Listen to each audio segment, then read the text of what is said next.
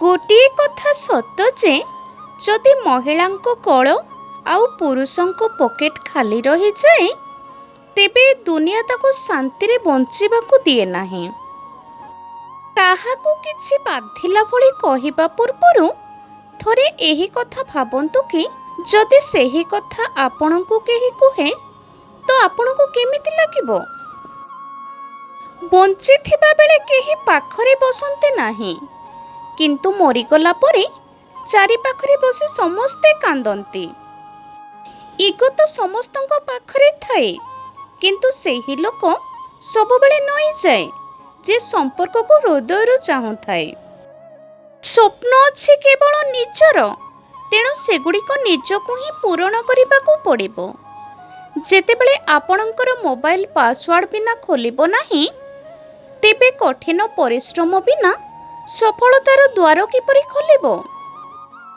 କେବେ ଶତ୍ରୁକୁ ଯଦି ସାହାଯ୍ୟ କରିବାକୁ ପଡ଼େ ତେବେ ସାହାଯ୍ୟ କରିନିଅ। ଆମେ ତ ହୃଦୟବାନ ଲୋକ, ପ୍ରତିଶୋଧ ନେବା ତ ହୃଦୟହୀନ ଲୋକଙ୍କ କାମ।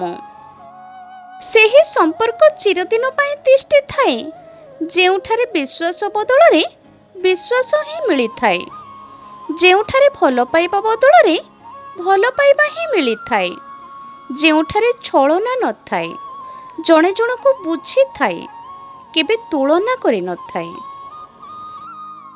ସାରା ଦୁନିଆ ଜିତିଥିବା ଲୋକଙ୍କୁ ସମସ୍ତେ ଭଲ ପାଇଥାନ୍ତି, ହାରିଥିବା ବ୍ୟକ୍ତିଙ୍କୁ ଦେଖିବା ନିମନ୍ତେ କାହାକୁ ସମୟ ହୁଏ ନାହିଁ।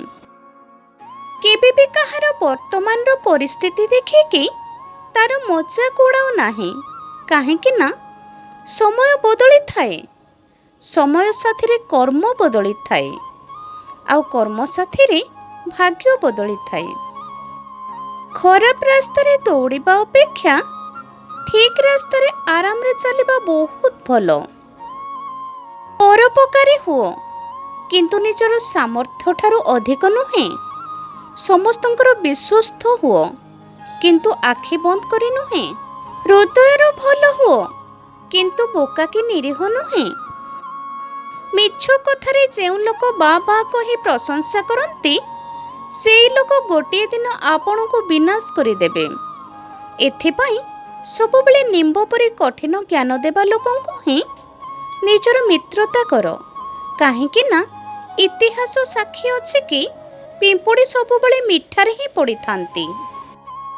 ଶରୀର ଜନ୍ମ ନେବା ପୂର୍ବରୁ ହିଁ ନିଜର ଲକ୍ଷ୍ୟ ସ୍ଥିର କରି ଆସିଥାଏ, ତାହା ହେଉଛି ମାଟି। ଆଖିରେ ଲୁଚିଥିବା କଷ୍ଟ କହିଦେଇଥାଏ, ମନ ନୁହେଁ ଭରସା ଭାଙ୍ଗି ଯାଇଛି ବୋଲି।